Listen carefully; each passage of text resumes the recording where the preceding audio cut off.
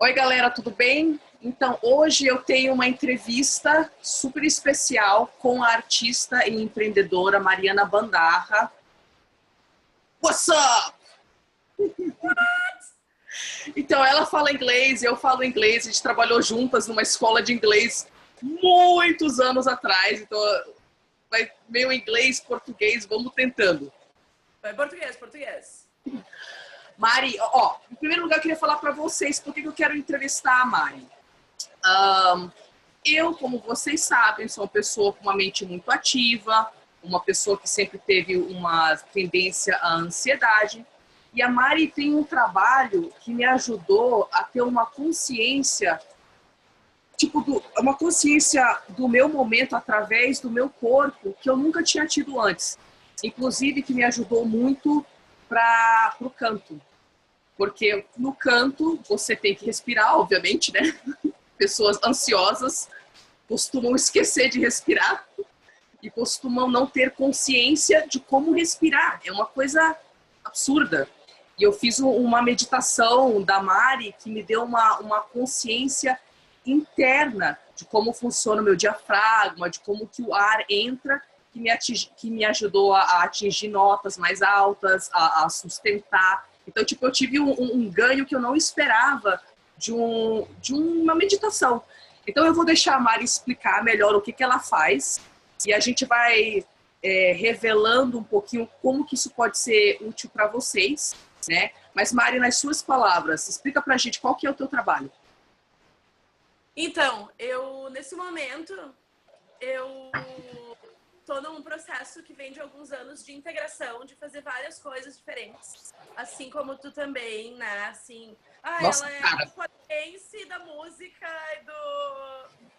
do coaching, e daí, atualmente, o jeito que eu tenho percebido que eu sou mais útil para as pessoas eu uso uma mistura de metodologias bem atuais e bem contemporâneas, assim, de tecnologias de alguma coisa de coaching e de planejamento e de estratégia associadas com sabedorias ancestrais, de resgate dessa sabedoria do feminino sagrado para ajudar mulheres e pequenos negócios a se alinharem, encontrarem a sua voz autêntica e o seu lugar de poder, né? O seu lugar de atingir, realizar o máximo do seu potencial. Me fala uma coisa, tá se falando muito do feminino sagrado. E eu acho que não é uma coisa ainda que todo mundo sabe o que é. E acima de tudo, por que uma mulher tem que buscar isso? Ou o que ela vai ganhar buscando isso? O feminino sagrado, eu acho que a tendência é que a gente vai ouvir falar cada vez mais nisso. E ele tem a ver com a ideia de que a gente vive numa sociedade onde quem fez as regras durante muito tempo, né? A gente está num momento de transição dessa sociedade, mas quem fez as regras foi a mentalidade patriarcal. Então, não necessariamente homens, mas, assim, eram regras que beneficiam os homens. E isso teve associado com uma definição do que é o feminino que não era pela voz das mulheres, que era uma definição do feminino que tinha a ver com o que seria útil para essa sociedade patriarcal se as mulheres fossem. Então, por exemplo, a mulher é mãe e dona de casa e delicada e vaidosa e são coisas que, embora existam elementos de feminino aí, elas têm uma contenção. E o feminino sagrado é o feminino, o que é ser mulher antes de vir um cara, antes de vir a TV, antes de vir a revista e te dizer isso é ser mulher. E uma mulher de verdade nunca sai sem bolsa, não é verdade? Olha, gente, saí sem bolsa hoje. Marcel Cachot foi incrível. Tipo, continuo com todos os meus órgãos que me fazem mulher. Femininos? Sério? Mulher, não brota um pinto assim? Não? Então, o feminino sagrado ele pode ser definido em grupos diferentes e para mulheres que estão em etapas diferentes por coisas diferentes, mas ele tem a ver com esse instinto primal do que é o feminino em conexão com a natureza em conexão com o todo. E tem a ver com isso de, eu não existo só em relação aos meus filhos, só em relação ao meu marido, só em relação ao meu trabalho. Eu existo na minha totalidade em relação com tudo, recebendo e doando e fluindo com as coisas e aprendendo essas coisas que, na verdade, nascem com a gente. É um relembrar de quem a gente é e um desaprender das programações que a gente recebe quando nasce menina. Já bota o quarto rosa, já tem uma série de coisas que vão mudando, né? Uhum. Você falou um negócio que eu passei, inclusive. Eu acho que quando você tem 20 e poucos anos de idade, né, você ainda tem muita da programação. A gente sempre tem muito da programação da sociedade na qual a gente cresceu, normal. Mas eu percebo que muitas pessoas entre os 20 e os 30 anos de idade começam a perceber que muitos de seus pensamentos não são seus, né? E a gente, ao ter essa consciência, a gente também tem o poder de escolher quais que nos servem e quais não nos servem. E eu lembro que eu passei por uma fase, inclusive eu ainda estou passando por essa fase, onde eu me dei conta que tinha alguma questão de feminilidade que eu não sabia o que era. Porque a minha vida inteira, desde que eu voltei para o Brasil, minha vida inteira as pessoas me falam o que eu sou enquanto mulher. Então, a sociedade sempre me informa. Como eu tenho ombros largos e musculosos, então eu sou lésbica. Entendeu? Raspei a cabeça. Eu raspei a cabeça, então sou mais lésbica ainda. Falei uma opinião, sou brava. E isso tudo me confundia muito, porque eu sempre senti mulher. Desde que eu comecei a ficar confusa com as coisas que a sociedade me falava, eu sempre me sentia mulher. Mas eu não conseguia definir qual que era o meu poder. Aí eu me dei conta do negócio muito louco. A gente não sabe qual que é o poder caracteristicamente feminino. É como você falou, a mulher ela é ensinada, claro que a mulher também é mãe. A mulher também é um momento vaidade. A mulher também é um monte de coisa. Mas a mulher, ela é ensinada sempre da forma que você falou. O que eu sou em relação ao próximo? Qual que é a minha utilidade para o próximo? E quando eu me vi numa posição de beleza, se eu não sou uma mulher gostosa para homem, se eu não sou uma mãe para filho, o que eu tenho de feminino? E eu não sabia. Eu não sabia.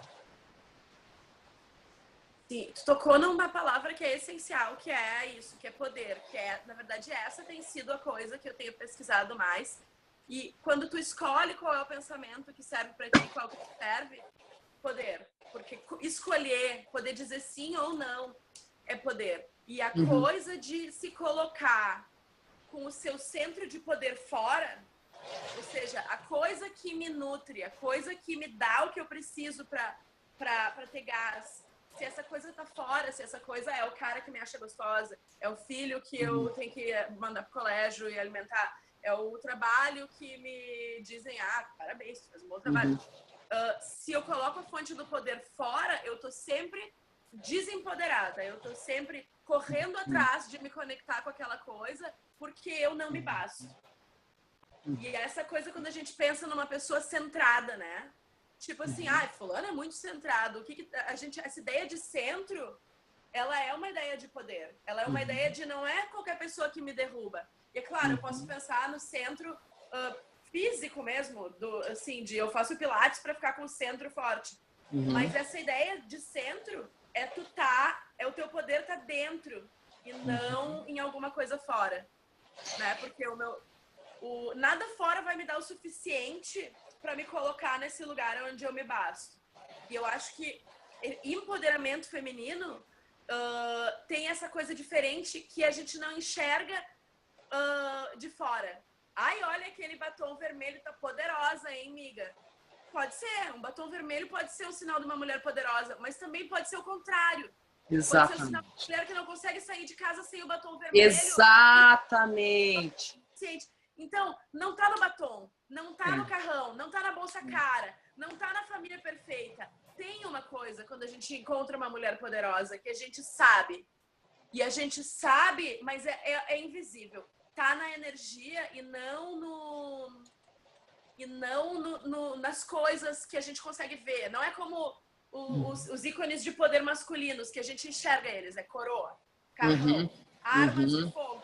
Uhum. Tipo, eu Uhum. sei que esse cara tem poder porque ele tem um revólver na mão. Ele Uhum. Uhum. Gente, o poder feminino, ele se organiza diferente. Ele tem essa coisa que acontece nos bastidores. Você falou, né, você deu um exemplo que eu achei fenomenal, que é a questão do batom vermelho. É exatamente o que você falou. Cada contexto é um contexto. E quem vai dar o sentido daquilo é a pessoa que está dentro do contexto, né? É a mulher. Então, por exemplo, para uma mulher que nunca teve uma vaidade de se cuidar, de ter esse momento de autocuidado, porque é um momento de autocuidado você se cuidar também, né? Para ela pode ser um momento de poder ela colocar um batom. Porque ela nunca investiu nessa parte de repente, ter um dia onde ela coloca um incenso, umas velas, ela se cuida, né? Então, isso pode ser um momento de poder para ela. Mas para aquela outra mulher que não consegue se aceitar sem maquiagem e não pisa fora de casa sem maquiagem, aí já é o contrário. Poder é botar o incenso e não botar o batom. Exatamente, exatamente. E quem decide isso é sempre a mulher. E isso é importante mencionar, porque eu estava tendo um papo, né, com umas mulheres, e eu sou polidense. Então, aí o que acontece? Ela se pinta pra cá. Mano, aí assim, eu sou polidense, aí homem vem me falar para que serve a minha dança. A minha dança só serve para eles sentir prazer sexual. Nunca passou pela cabeça deles que eu danço porque é um excelente treino, porque eu entro em contato com a minha sexualidade. E quando uma mulher entra em contato com a sexualidade, não necessariamente ela está oferecendo para outro. Porque eu nasci com a minha sexualidade. Antes, você entendeu? Então, é tipo assim, aí vem um homem querer me falar que como eu sou polidense, então eu sou um objeto para eles. Aí, tem mulher que vem me falar que como eu sou polidense, até feminista também. Que eu não sou feminista, porque eu não posso expor meu corpo e sensualizar. Aí eu paro para pensar, tá, mas aí você não é mais uma pessoa me falando como é permitido ou não eu experimentar meu próprio corpo? Você entendeu? A mentalidade patriarcal, ela tá em todo mundo, né? Todo mundo aprende. Todas nós. E o lugar onde as pessoas estão nesse desaprendizado é individual. Eu não posso eu não posso simplesmente me assumir a minha identidade como feminista e isso agora eu não preciso mais desconstruir nada em mim. Por isso é um processo e todo mundo tem meio que assim, todo mundo tá onde tá, inclusive os homens, né? A diferença é que a gente tá fazendo uma coisa em benefício próprio. Os homens conseguem fazer isso quando eles pensam, estou fazendo isso em benefício das minhas filhas, em benefício... Mas em benefício dos meus amigos gays, assim, a maior parte dos homens tá bom para eles se as mulheres continuarem inseguras e dando para qualquer um na balada. Assim, essas coisas que incomodam a gente, é a gente que tem que mudar. E isso também tem a ver com trazer de volta para o centro. Trazer de volta eu acho que assim, eu tenho uma história de ativismo feminista, sim. Não abro mão de me identificar como feminista. Acho que a gente tem que parar de ter medo dessa palavra. Acho que o medo dessa palavra é o medo de ter as conversas que ela traz junto. Mas, por exemplo, eu me desconectei de boa parte dos grupos de Facebook que eu tava, porque tinha uma coisa de sempre estar falando de homem. E se eu tô sempre falando de homem e apontando o que eles estão fazendo errado, não significa que não tenham o que falar. Mas é assim, ó, eu tô o quê? Eu tô colocando o poder na mão dele, pra ele... Exatamente. Exatamente. Que o mundo... Então, eu acho que isso funciona nessa esfera global de a gente precisa estar num momento de empoderar meninas e mulheres e de ter conversas e de estabelecer o nosso lugar. E eu acho que a gente precisa, sim, reconhecer o que está de errado. A gente precisa, sim, protestar pacificamente e usar os nossos espaços de protesto bem colocados.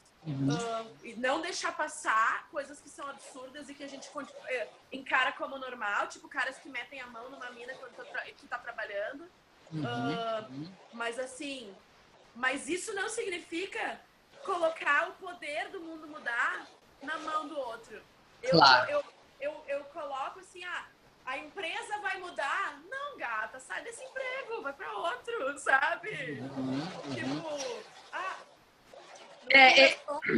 a gente pode fazer as duas coisas. Eu acho que a gente pode ter um ativismo. Eu até falei bastante sobre isso uns meses atrás, naquela coisa eu fiz esse texto, A Prece da Feminista, que tem a ver com isso, com juntar as minhas preces para mim e a ação no mundo. Como que a gente faz um feminismo que não desempodere a gente, né? Isso. Que não coloque a gente na espera. Isso é incrível que você falou isso, porque eu acho que em qualquer situação, a raiva é uma energia que ela brota dentro de nós e a gente tem que aprender a fazer alguma coisa com ela, né? Todas nós. E, de fato, a gente não pode negar que existem sistemas de opressão entre raças, entre classes, entre sexos. Isso é um fato.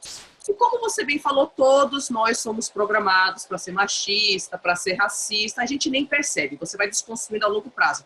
Mas o que você falou que eu amei é assim, se você como mulher, você tem raiva de uma série de coisas que você passa como mulher, em primeiro lugar, a sua raiva é válida. Mas, se você quiser transcender, aí, gata, traz pra você. Traz pra você. Porque só falar mal, porque o homem isso, o homem aquilo, o homem não sei o quê, vai você se tornar essa mulher, essa nova mulher. Corrige. Eu acho que tem uma coisa, assim, que é muito avançada em termos espirituais e energéticos, que não é pra todo mundo, que eu corrijo o outro, eu trago o outro pra dentro de mim.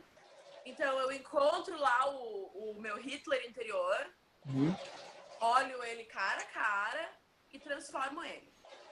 Então, assim, quando a gente se conecta com essas coisas escuras do mundo, e a gente tem a tendência de fazer isso. E esse caminho de usar de se colocar no seu centro também tem a ver com isso, com a gente tem um aparato de transformação energética e biológica, e a gente, eu não sei se isso acontece contigo, mas eu comecei a fazer essa pesquisa meio involuntariamente, porque eu já fui hospitalizada 2 vezes por uma coisa que eu chamava de neurose gastrointestinal.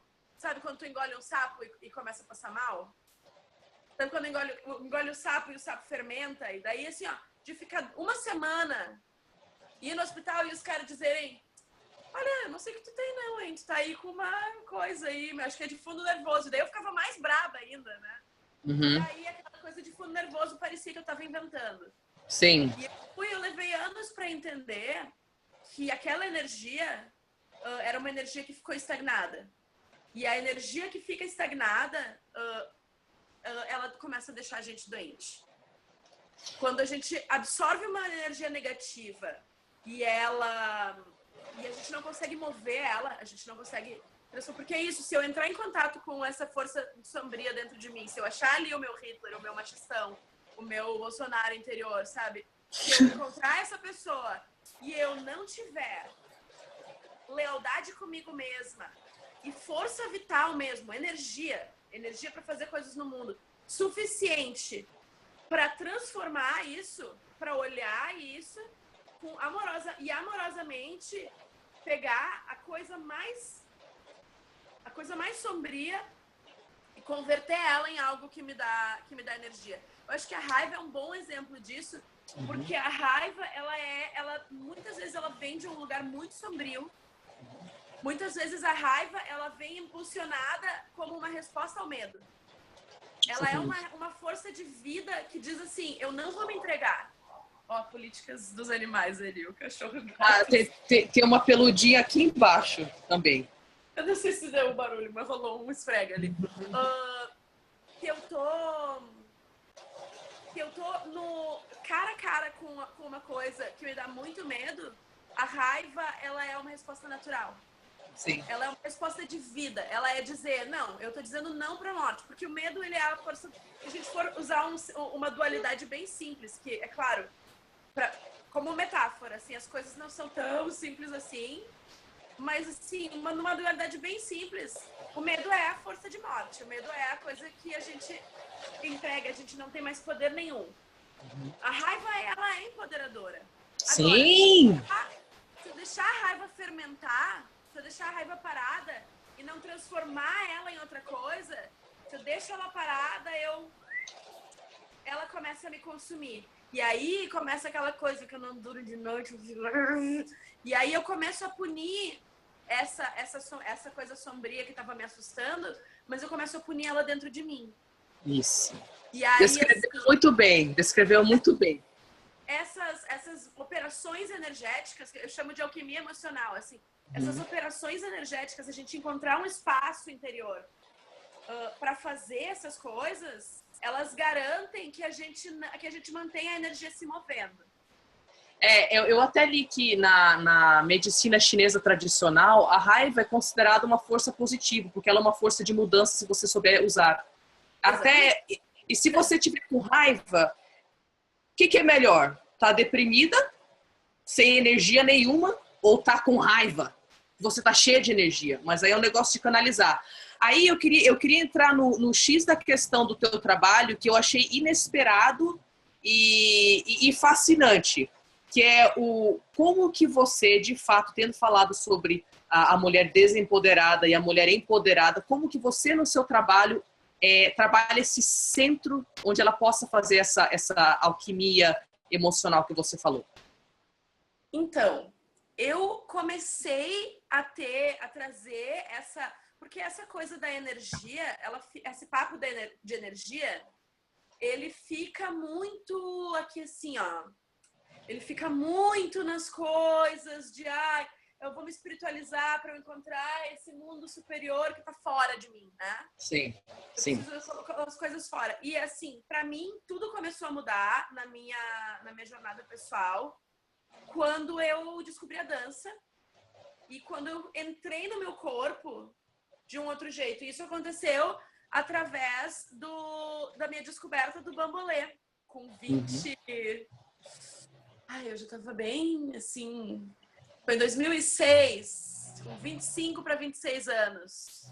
Eu descobri o bambolê adulta, descobri essa comunidade, fundei um coletivo de bambolê, o primeiro coletivo de bambolê adulto do Brasil. A gente fez um monte de evento, foi incrível.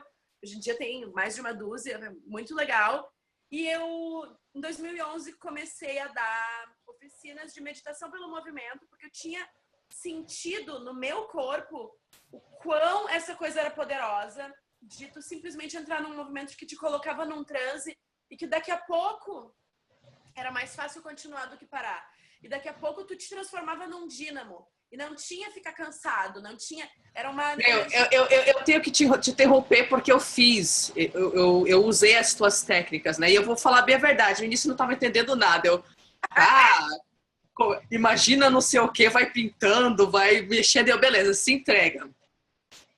E em pouquíssimo tempo, eu achei até mais fácil do que meditar em silêncio, com os olhos fechados. Em pouquíssimo tempo, eu fui tomada por uma sensação de segurança, sabe? De um calor, assim. Cara, eu me senti, sabe, gostoso, um negócio gostoso, que nem você tomar um banho de banheira e realmente conseguir se desconectar. Mas a grande palavra para mim que foi inesperado foi a sensação de segurança. Sim, né? E para mim segurança é um sinônimo de poder. Segurança e poder são a mesma coisa, é o oposto do medo. Eu sei que eu me basto. Segurança é tudo que eu preciso tá dentro. Não tem nada que eu precise que esteja fora. E isso é poderoso para pessoas ansiosas. Isso é muito poderoso. E aí, esse lugar aonde eu crio a energia que eu preciso e eu espalho, porque daí tem aquele efeito de eu jogo uma pedrinha no lago. Então, eu começo a sentir em mim e começo a sentir que eu tenho energia que sobra. E que eu posso fazer coisas no mundo com essa energia. E eu trago tudo que eu preciso de fora para dentro, escolho o que me serve, o que não me serve, transformo, né? E daí eu comecei a trabalhar essas coisas inicialmente em workshops com bambolê. A minha oficina em 2011 era BDMC, era bambolê, dança e meditação cinética. Então, eu comecei fazendo isso muito junto com o bambolê, porque foi como eu entendi. E ao longo dos anos, o que foi acontecendo com a minha pesquisa foi o movimento do bambolê foi crescendo no Brasil. Eu fui entendendo que o que eu estava fazendo tinha a ver com limites, com estabelecer limites, tinha a ver com espaço de segurança e poder experimentar com riscos, mas saber quem eu sou, saber que tem uma, né, tipo assim, eu tenho um bambolê aqui. Saber que eu tenho um espaço que dentro sou eu, fora, não. Então, eu posso sair e me divertir, mas eu tô ainda... Eu sei que eu tenho uma... Porque o bambolê, ele é tipo um limite, né? Ele é assim... E aí, quando eu vi que o trabalho que eu tava fazendo não tinha tanto a ver com o objeto do bambolê, mas sim com as metáforas que o bambolê tava me abrindo, que eram de circularidade... esse trabalho começou a mudar e começou assim, bambolê é uma ferramenta, mas na verdade é uma outra coisa. E eu demorei para arrumar um nome para essa coisa, para entender o que era. E agora, atualmente, para mim é isso, é poder pessoal e voz autêntica, né? É uma coisa de se aterrar num lugar em que eu sei quem eu sou e dali as coisas surgem com menos desperdício de energia tentando buscar fora. Mas, ao mesmo tempo... E você pode... Porque eu queria mostrar para as pessoas, não é uma coisa que as pessoas conhecem, né? E como eu falei, foi um resultado inesperado, positivo. Então, eu queria mostrar para as pessoas. Você conseguiria fazer algum exercício agora, explicar alguma coisa para as pessoas começarem a entender como que eu encontro esse meu centro de poder através do movimento que está ligado com o meu centro físico? Você poderia mostrar ou falar alguma coisa para o pessoal começar a mexer um pouco com isso? Claro, eu acho que tem uma coisa que a gente podia introduzir, que é assim, essa ideia da barriga, para mim, a barriga, ela é o lugar onde a gente concentra toda a revolta e toda a negação do sagrado feminino. A barriga, o ventre é o lugar onde as mulheres criam e é o lugar onde a gente transforma. E a gente vive numa cultura que ensina a gente a ser barriga pra dentro, barriga pra dentro. Se coloca a barriga no Google, mal terminou de digitar, já tá, seca a barriga, elimina a barriga. Chapada! Chapa a barriga, não sei o que, não sei o que. E tem assim, eu acho que eu absolutamente não tenho nada, nenhum problema com as pessoas transformarem o seu corpo. Mas a ideia, essa coisa, essa cultura de anorexia e de bulimia, é tipo assim, no mundo da alquimia, se a gente pensar assim, o que os caras da alquimia estavam fazendo? Estavam entendendo os elementos e o que misturava com o que para fazer outra coisa. Sim. Então tem isso de transformação. Se eu tô pensando em alquimia emocional, eu tô pegando a emoção que eu tenho e tô colocando uma outra emoção junto para criar um novo estado. Ok. Né? Tô fazendo uma receita. Para mim, o que eu vejo que a nossa cultura tem de doente em relação à barriga eu me odeio, eu aprendo a me odiar, e eu acho que se eu colocar ódio suficiente, eu vou transformar em amor. Então, assim... É bem isso. Nada contra a galera do CrossFit, entendeu? Tem, inclusive, amigas que são. Mas, assim, se tu acha que tu tá te sentindo mal no teu corpo, e se tu te sentir pior, tu vai começar a se sentir bem, gata, não. Tu precisa, se tu quer fazer amor... Tu precisa botar amor na tua mistura, sabe? Tu precisa botar gratidão, tu precisa botar coisas que tem a ver, que levam para aquele lado. Porque a barriga encolhida, ela bloqueia totalmente os nossos canais o nosso espaço interior de criação. Então, a barriga encolhida, ela não deixa espaço para eu criar nada, para eu transformar nada. Eu posso pensar que eu não consigo... Se tu tem uma garrafa de vinho e tu quer me servir um vinho maravilhoso, tu quer me servir, tu não pode me servir se eu não tiver um copo. Né? Eu preciso de um espaço, preciso de um recipiente, ou assim, eu preciso ter alguma coisa vazia para eu encher. E esse espaço vazio a gente tem na barriga, tanto literalmente quanto metaforicamente. Então, quando eu respiro, assim, vamos fazer uma respiração abdominal. Isso. E aí eu sugiro sentar bem com aqueles ossinhos. Se tiver sentado, bem com aqueles ossinhos da bunda. Pode até abrir um pouco, assim, quem é um pouquinho mais bundudinha. Abre um pouquinho para sentar bem com os ossinhos. E se puder ficar de pé, melhor ainda. Mas se tiver sentado, senta bem nos ossinhos e abre um pouquinho as pernas. Apoia os pés no chão. E enche a barriga lá embaixo. A gente tem dificuldade de fazer isso porque a gente foi ensinado que, nossa, que horror, um barrigão. Vamos fazer de conta. Gente, não, é sério, eu faço isso uma vez, eu já entro em transe, cara. Porque essa palavra de enche a barriga, foi esse o X da questão que me ajudou a começar a sustentar a nota melhor. Entender que eu posso, tipo, encher em lugares que eu nem imaginava.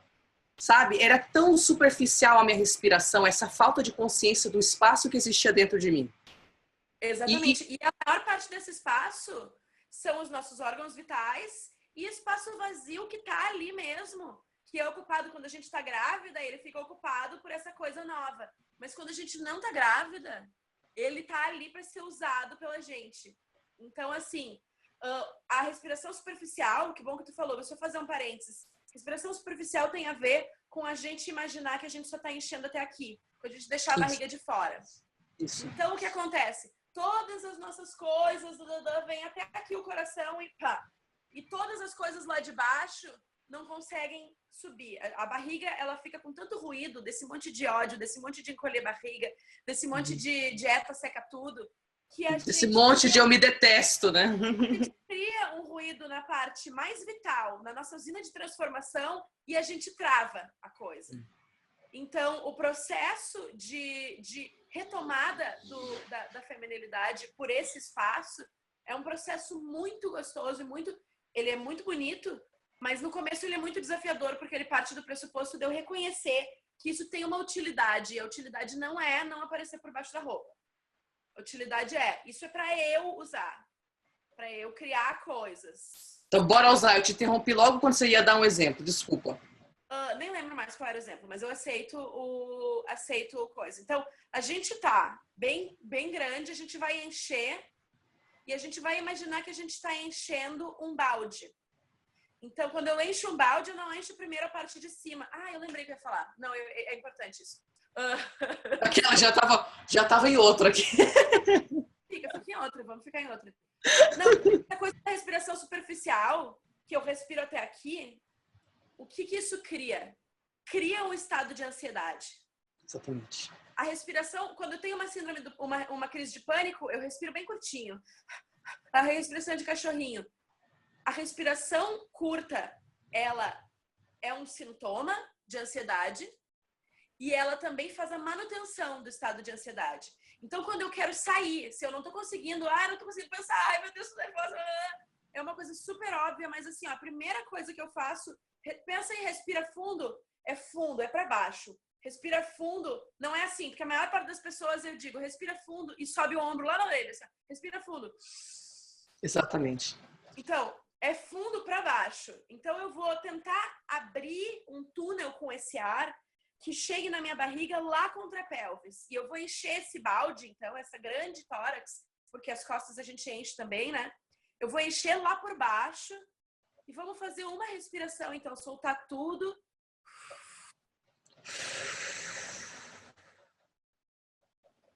Deixa bem macio e começa a encher lá por baixo. Na pelvis, enche bem a barriga, expande lá nas costas, em cima dos rins. E no meio. E por último, aqui em cima, na clavícula, sem deixar o ombro subir.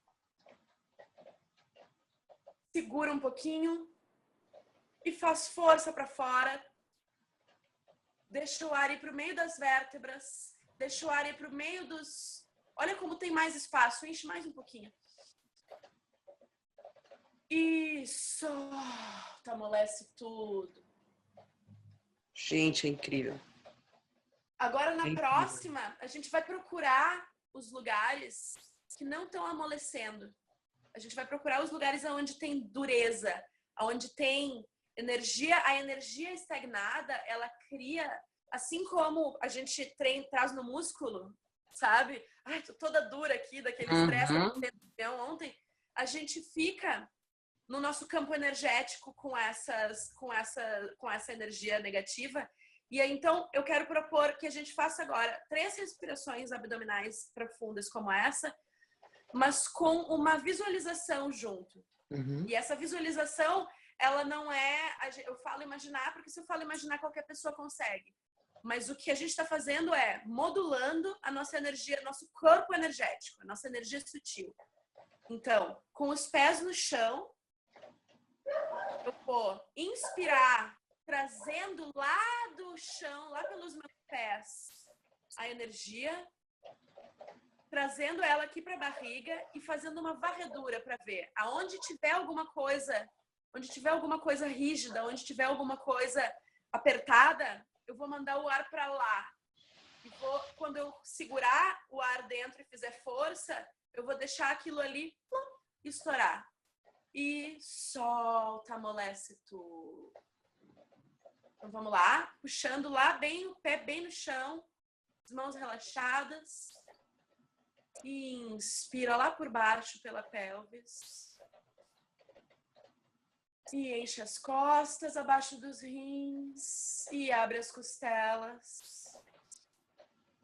Sente como o corpo cresce. E enche o peito e as costas e segura. Segura, faz força para fora, deixa crescer o espaço entre os órgãos, encontra esse lugar. E aonde tem uma bolinha, um apertadinho, estoura. E solta. Dá uma sacudidinha nas extremidades, sacode o pezinho, sacode a mãozinha, sacode tudo. E volta pro centro, vê se mudou alguma coisa. Vamos fazer mais uma? E agora a gente vai pensar que a gente tá... Sabe quando a gente espalha o merengue no bolo? Que a gente tá com essa respiração, que o que a gente tá fazendo é alisando, tirando as rugas e tirando as partes amassadas do nosso campo energético. Então, eu vou imaginar que eu tô dentro de uma bolha e que esse ar que eu tô respirando com a minha barriga, na verdade, eu tô dentro dele.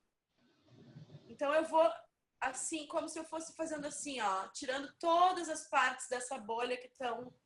Ah, aqui tá meio sujinho, vou dar uma limpadinha. Então, vamos encher lá por baixo. Fecha os olhos e se sente dentro. E vai enchendo. E sente como tem espaço para eu crescer, como tem espaço para eu criar. Não esquece de encher as costas. E vai fazendo... suavizando essa bolha e deixa amolecer.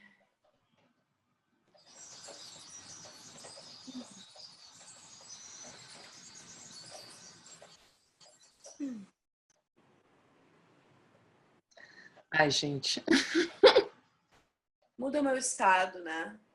Instantaneamente. É isso que me surpreende. Como é instantâneo. Eu posso fazer sem toda a pirotecnia. Eu posso fazer isso discretamente onde eu tô, aonde eu precisar. Trago comigo essa barriga que é uma usina de transformação. Eu pego, tá ruim? Vamos fazer suco de ruim, fica uma delícia. Sabe?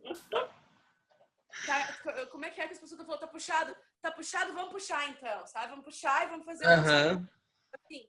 Não tem tempo ruim quando eu tenho o centro de poder dentro. Dentro de você. Dentro de você. Eu reconheço que esse espaço aqui não é para não ocupar nenhum espaço embaixo da camiseta. Esse espaço aqui é o espaço de criação. Ele é meu. E eu volto a enfatizar, particularmente para as pessoas que têm problema com respiração. Eu fui percebendo muitos anos atrás que tem momentos que eu simplesmente travo, eu não respiro. Eu esqueço de respirar. E Né? e muitos outros momentos que eu tô respirando, mas muito superficialmente. E muitos momentos que eu me percebo entrando quase num estado de pânico mais agudo. E quando eu paro para pensar, não é que eu tô pensando alguma coisa ansiosa, é que eu não tô respirando. Aí é só voltar a respirar e ter essa consciência que instantaneamente se dissolve. Então eu estou enfatizando isso porque há muitos anos eu leio sobre respiração, meditação e não sei o que, tipo, respiração, até parece, ar, né? Ar vai fazer uma diferença. E eu afirmo que faz uma puta diferença, porque traz uma consciência absurda para o seu espaço interno, para sua energia interna, que você nem tinha consciência. Mari, eu queria que você falasse do seu retiro e do seu trabalho, o que você está fazendo nas próximas semanas que eu vou participar. Yay! Eu tô com um retiro com inscrições abertas. Eu abri 12 vagas para um trabalho bem novo. É um retiro virtual, ou seja, não precisa viajar, só precisa ter internet. E aí a gente vai durante... é um total de 6 horas, mas são 4 horas de retiro, é uma tarde de domingo. Uhum. E a gente tem uma sessão de preparação para otimizar o tempo e depois uma sessão de fechamento. Cada participante recebe uma caixinha na sua casa com os mimos e os materiais que a gente vai usar. E é um trabalho para que ele serve? Ele se chama Minha Barriga é o Poder. E ele é basicamente uma mistura de trabalhos de movimento, trabalhos de alquimia energética, sim, de alquimia emocional, e com ferramentas de coaching para integrar esse lugar de poder pessoal. Então, ele tem um aspecto de aceitação do corpo e de trabalhar com o corpo em termos diferentes, mas ele não é direcionado para pessoas que têm gordura abdominal. Ele é direcionado para mulheres que querem se libertar dessas ideias de que o poder está fora, né? Então, é por isso eu chamei de Minha Barriga é o Poder, um retiro virtual para mulheres livres. E ele é uma experiência, ele é totalmente experiencial, não é um monte de falação, em um círculo sagrado de mulheres, que quem já teve a oportunidade de ir num retiro de mulheres sabe, experiência transformadora, assim, a gente ter esse espelho, esse reflexo, esse trabalho, a gente descobre coisas olhando, ouvindo a outras, assim, tem uma coisa muito especial nesse formato de retiro de mulheres, mas não é para todo mundo, às vezes a pessoa tem filho, às vezes a pessoa não tá com grana, então ele tá com um preço super reduzido, porque é a primeira vez que eu tô fazendo também, então eu tô interessada em explorar essa plataforma e ver o que é possível. Eu acho que a pessoa te acha, se a pessoa quiser entrar em contato contigo. A pessoa pode me achar nas redes sociais, no Instagram eu sou Mari Bandarra, no Facebook eu sou Mari Bandarra também. E ela pode entrar na minha página, marianabandarra.com. Lá tem os links das coisas que eu faço e bem em cima tem o link da loja, se ela quisesse o link direto para ter mais informações pro retiro, da bit.do/eu me amo, é o atalho, mas pode entrar no marianabandarra.com, sem BR. E quando que é o retiro? Até quando o pessoal tem que se inscrever? O retiro acontece no dia 14 de maio e a preparação vai ser no dia 31 de maio, se não me engano. Desculpa, 31 de abril. As inscrições estão abertas até o dia 26 de abril ou enquanto durarem as vagas. A gente tem algumas vagas abertas ainda. E o que eu mais quero é que essas vagas sejam preenchidas nesse jeito assim, eu conheço o trabalho, fui transformada, fui atingida pelo trabalho e eu vou recomendar para essa pessoa aqui. Então, eu tô super afim de que seja assim, menos no, vou gastar R$200 em anúncios de Facebook e mais do jeito que os círculos de mulheres se formam Sim. mesmo. Tipo, eu tenho uma amiga e eu sei que pra ti esse é o momento disso, assim. Sim, sim. Então, Arrasou. tá trazendo esse formato e esse trabalho de um jeito que seja acessível para todo mundo que se sente chamado. Arrasou, Mari. Olha, você vê o zoinho, eu tô até fechadinho, assim. É porque eu acho que as pessoas não entendem quando eu falo que é instantâneo. A gente, só daquelas respirações, eu já tô, tipo, calminha, entendeu? Já tô mais equilibrada, que hoje foi um dia que eu me estressei, eu tive que lidar com algumas coisas, eu tava meio estressada. E só de fazer essas respirações, a pessoa já, na hora, você já baixa a bola e para de se estressar com coisa desnecessária. Sim, eu tenho pensado muito na ideia de uma caixinha de primeiros socorros. Que essas coisas, tipo assim, a respiração abdominal é uma caixinha de primeiros socorros. O EFT é uma caixinha de primeiros socorros. Dependendo, às vezes eu só preciso de um band-aidzinho, a respiração funciona, a respiração resolve o problema. Agora, quanto mais profundas são as coisas que eu estou disposta a libertar, né, a deixar para trás, mais eu vou precisar de ferramentas mais especializadas. E aí, esses remedinhos da caixinha de primeiros socorros energética, o que o retiro pretende, o que esse trabalho pretende é isso, é oferecer ferramentas para a pessoa, ela própria, fazer a sua cura. Porque o que eu acho complicado nesse... E tem uma autora que eu gosto muito, que é a Daniela Laporte, que começou a falar isso e eu fiquei tão feliz, que eu acho muito complicado quando tu diz para outra pessoa que tu vai curar ela. Eu tô te dizendo assim, eu quero te apresentar esse caminho, é um caminho de auto-amor e de segurança. Mas eu não tô te dizendo que eu vou fazer tu te sentir segura. Eu tô te dizendo, esse caminho aqui tem essas ferramentas e tu pode agregar tudo isso e usar como funciona para ti, para que na hora que tu esteja na crise, é tu que vai fazer. Tu não precisa ligar para mim às 5 da manhã para eu te salvar, mas tu pode, tá? Se tu precisar ligar para mim, liga. Mas o que eu quero dizer é assim, tu já tem o que tu precisa. E eu acho que isso é o sagrado feminino. É esse poder que não tem a ver com eu tenho o poder e tu não. Tu precisa de mim. Eu tenho essa coisa, mas ela nunca foi minha. Ela veio, eu descobri ela porque eu precisei. E se tu tá precisando, ela é toda tua. E tu passa para as pessoas que estão... Por isso que eu tô tão feliz da gente estar fazendo essa conversa. Porque eu sei que tem pessoas que estão conversando contigo e com quem eu não estou conversando, sabe? E essas pessoas podem passar para outras. Sim, e para mim foi uma questão muito... Eu tenho passado uma fase muito intensa, de muito estudo, muito trabalho, até...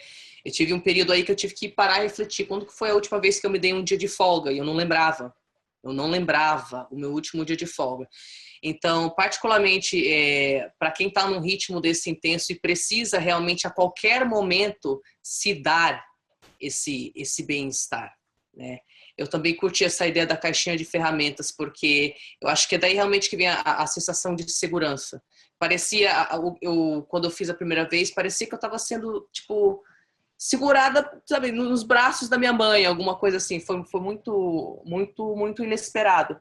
E fala de novo, marianabandarra.com.br ou .com? marianabandarra.com sem BR. Tá, BR isso é importante. Eu fiquei um pouco da hora. Então, o pessoal tem até que dia mesmo para se inscrever? Até dia 26 de abril, mas se não for também esse momento, porque tem só 12 vagas, né? E se a pessoa tiver em dúvida, não sei o quê, tomara que todo mundo que queira fazer possa fazer dessa vez, porque tá com um precinho super camarada. Mas também pode me seguir, porque tem várias coisas gratuitas que eu tenho compartilhado e daqui a pouco tem outras coisas que a gente pode aprender né, juntas, que não precisa necessariamente ter ser nesse projeto. Gente, marianabandarra.com sem o BR, tá? Um beijo.